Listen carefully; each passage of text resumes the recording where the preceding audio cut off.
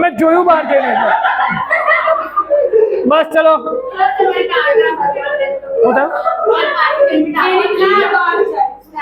मार नाखने पूરું कर दे। चलो भाई इधर ध्यान दो। चलो भाई टॉर्क सीखा हुआ है हमने, torque is equal to R cross F, हम सबको आता है। अब लीनियर मोमेंटम सीखना बाकी है, और लीनियर मोमेंटम में भी सेम चीज है। फटाफट लीनियर मोमेंटम में थियरी खोलो।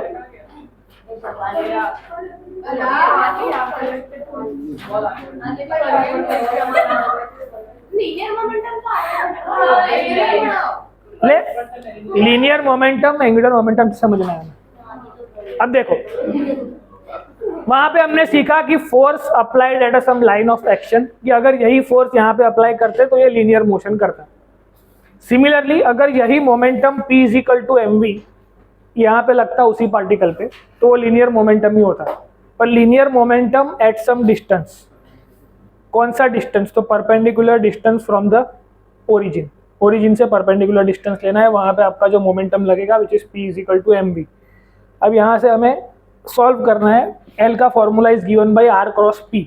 अब ये कैसे आया? तो देयर आर 3 पोस्टुलेट्स, फटाफट अंदर ध्यान दो।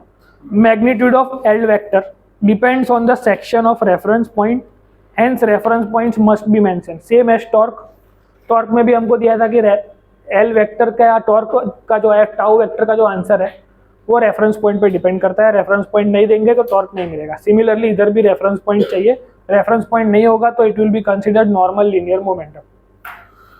Second point, the direction of air vector is given by right hand screw rule in the direction of OZ। ये OZ डायरेक्शन के अंदर इसका L वेक्टर का डायरेक्शन है। अब उसको करके दिखा लो कि R क्रॉस P करके देखो, तो R क्रॉस P ऐसे होगा तभी वो ऊपर जाएगा, इसलिए मुझे R को थोड़ा एक्सटेंड करना पड़ा और P को भी एक्सटेंड करना पड़ा। दैट्स वाई मैं जब R क्रॉस P करूंगा तो ही वो ऊपर की तरफ जाएगा ऐसे।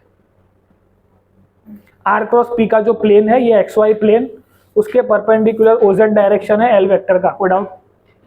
तो that's how we find L vector is equal to R cross P। यहाँ से एंगल निकालू तो ये एंगल थीटा, ये पाई, तो ये बनेगा pi by 2 minus theta, same as that.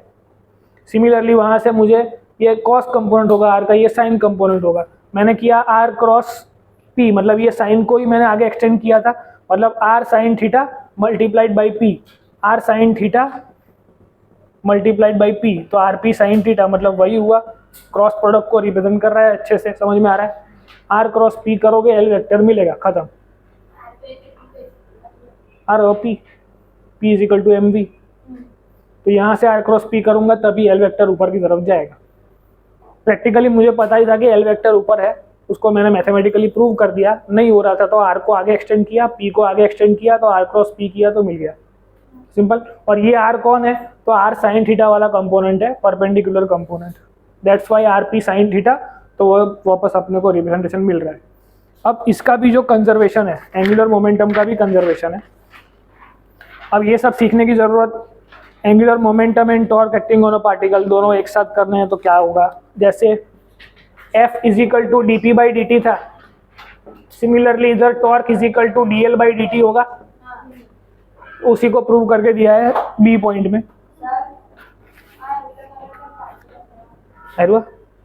देखो एंगुलर मोमेंटम का ये डायग्राम था, उसके नीचे 3 पोस्टुलेट लिखे हुए हैं। उसमें फर्स्ट पोस्टुलेट लिखा हुआ है कि magnitude of L depends on the section of reference point. Reference point देना ही पड़ेगा L का डायरेक्शन निकालने के लिए। सेम एज टॉर्क, टॉर्क में जो लिखा था वही लिखना है, खाली वहाँ पे फोर्स लग रहा था, यहाँ पे मोमेंटम लग रही है। अब यहाँ से सोचो, तो अगर ये थीटा ये 90 तो ये 90 माइनस थीटा, सेम चाहू थीटा 90 तो 90 माइनस थीटा, એ જ વાર્તા છે। ખાલી અહીંયા एक्स वाई ઝેડ પ્લેનમાં હતી આ બધી વાતો, અહીંયા પ્લેન બદલાઈ ગયું છે, एक्स वाई પ્લેનમાં છે, આ નીચેના પ્લેનમાં છે। તો હવે ડાયરેક્શન L વેક્ટરની મને ખબર છે અહીંયા ઉપર છે, અને L નું ફોર્મ્યુલા આવું છે RP, વેક્ટરમાં કરું તો R क्रॉस P। तो अब P क्रॉस R करीश तो लोचो થઈ જશે, डायरेक्शन नीचे जती રહેશે, तो P क्रॉस R ना कराए, तो R क्रॉस P करना पड़ेगा। उसको और प्रैक्टिकली समझने के लिए थीटा का ये R है तो ये थीटा वाला R कॉस और ये सामने वाला R साइन, तो R कॉस को एक्सटेंड करो, ये मिलेगा P mv का। R cos is in the direction of mv, मतलब नॉर्मल मोमेंटम की डायरेक्शन में, मतलब नॉर्मल मोमेंटम ये होती और ये इसको एक्सटेंड करूँ तो ये आर साइन थीटा हुआ, तो इसी के पैरेलल ये कंपोनेंट है तो ये भी आर साइन थीटा होगा। तो आर क्रॉस पी, ये आर वेक्टर ये पी वेक्टर, यहाँ से आर क्रॉस पी करूंगा तो ये ऊपर की तरफ जाएगा। समझ पड़े શું થાય? तो एक्स वाई प्लेन ની ઉપર ઓઝેડ પ્લેનમાં એલ વેક્ટરની ડાયરેક્શન થઈ આવડે। उसके बाद जो बी वाला रिलेशन है इसमें हमने एंगुलर मोमेंटम समझ लिया, उसका वेक्टर रिप्रेजेंटेशन समझ लिया। फिर कंपैरिजन विद दिस कि भाई Newton second law of motion F equal to D P by D, Y rotational में torque equal to D L by D होगा।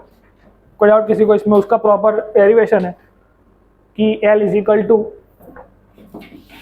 क्या होता है, R vector cross P vector, इसका डिफरेंशिएशन करो एक बार इसका एक बार इसका, मतलब D R by D T into P vector is equal to plus D P by D T into R vector. इसको सॉल्व करोगे तो ये आंसर आ जाएगा, ये दिया हुआ है अंदर प्रॉपरली। अब angular momentum of a system of particle, एक पार्टिकल की एल तो अनलिमिटेड पार्टिकल की L1 plus L2 plus up to Ln।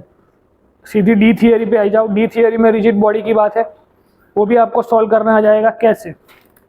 तो angular momentum of a rigid body, इसी जगह पर रिजिड बॉडी इमेजिन कर लो। तो L vector is equal to वापस L1 plus L2 plus up to Ln की rigid body is made up of n number of small particles, तो सारे पार्टिकल की मोमेंटम ये होगी। और सब पे लगने वाली मोमेंटम फाइंड करो, तो m1 r1 p1 m2 r2 p2। समझ में आ रहा है क्या बोल रहा हूँ? एल का फॉर्मूला होगा m1 r1 p1 plus, sorry वो बोले हो mvr था ना, m1 v1 r1 m2 v2 r2 up to mn vn rn। Logically सबको समझ में आ रहा है? फिर v is equal to R omega करोगे तो m1 r1 square omega m2 r2 square omega up to mn rn square omega. सब में से ओमेगा कॉमन निकल जाएगा, m1 r1 का स्क्वायर ये कहाँ से I1 से लेके n तक इंटू ओमेगा, तो ये तो मोमेंट ऑफ इनर्शिया जैसा दिख रहा है। तो L is equal to I omega, ये किसके जैसा दिख रहा है? P vector is equal to mv, momentum is equal to mass into velocity, linear momentum is equal to moment of inertia into velocity. तो जो काम लीनियर मोशन में मास करता था वही काम एंगुलर में मोमेंट ऑफ इनर्शिया करेगा। तो सिमिलर रिलेशन इज पॉसिबल कि F is equal to D P by D T, तो tau is equal to D L by D T हो सकता है। तो ये भी खत्म हो गया डी वाला topic.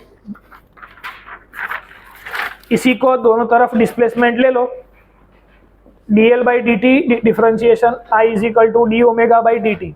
D L by D T हमको पता है टॉर्क होता है I, D omega by D T alpha होता है। Similarly F is equal to M A के इक्वल टू ये रिलेशन मिल गया, tau is equal to I alpha equal to F is equal to M A. जैसा linear motion में ये था वैसे ही रोटेशनल में ये है, हमको पहले से पता ही है। Force will become torque, M will become I, A will become alpha. ये जो आई आया this is called moment of inertia. जो काम लीनियर मोशन में मास करता था वही काम यहाँ कौन करेगा? Moment of inertia. फिर ये पूरा पेज भर के दिया हुआ है analogy between rotational and linear, कि लीनियर सारे कंपोनेंट आते हैं तो रोटेशनल आ जाएंगे, अगर रोटेशनल सारे सीखे अच्छे से तो लीनियर सारे हो जाएंगे। फिर geometrical representation of moment of inertia, ये समझाई दो एक बार। चैप्टर नंबर 8 में आपने ऐसा कुछ सीखा है कि all the planets are moving in the elliptical orbit with one of the center पे कौन होगा? सन। हमने केपलर्स लॉ एक प्रूव किया था। केपलर्स लॉ में हमने बोला था कि यहाँ पे जो एरिया स्वेप्ट होगा और सामने की तरफ जो एरिया स्वेप्ट होगा both will be same. Area swept same कब होगा? जब एंगुलर मोमेंटम कंजर्व हो तब। एंगुलर मोमेंटम कंजर्व हुआ मतलब इसका एंगुलर मोमेंटम क्या होगा? इसका आर अलग है, ये आर अलग है, तो इसका फॉर्मूला होगा एम वी आर, इसका भी होगा एम वी आर। अब यहाँ पे रेडियस कम हुई तो वेलोसिटी बढ़ जाएगी, यहाँ पे रेडियस ज़्यादा हुई तो वेलोसिटी कम हो जाएगी। That's why on the both sides angular momentum are conserve. That's why दोनों तरफ जो एरिया स्वेप्ट होता है वो सेम होता है। इसी को फिजिकल इंटरप्रिटेशन में समझाया है। जैसे टॉर्क को हमने फिजिकल इंटरप्रिटेशन में समझा, वैसे इसी को physical interpretation of moment of inertia में समझाया है। इसी को जूम करके ये वाला जो पोर्शन है उसी को जूम करके ये डायग्राम बनाया हुआ है। अंदर जो डायग्राम है वो इसी का जूम पोर्शन है और समझाया। एनसीईआरटी में है नहीं तो अभी इसको नहीं करना है तो कोई चिंता वाली बात नहीं है। मोमेंट ऑफ इनर्शिया सबको समझ में आ गया। अब 5 મિનિટ ખાલી આ લઈ લો એટલે થિયરમ ઓફ પેરેલલ પરપેન્ડિક્યુલર ખાલી સમજાઈ દો, પછી બાકીનું જે રહ્યું એ નેક્સ્ટ ક્લાસમાં કરી દઈશું. mr² કિલોગ્રામ પર metre square, kilogram multiplied by metre square.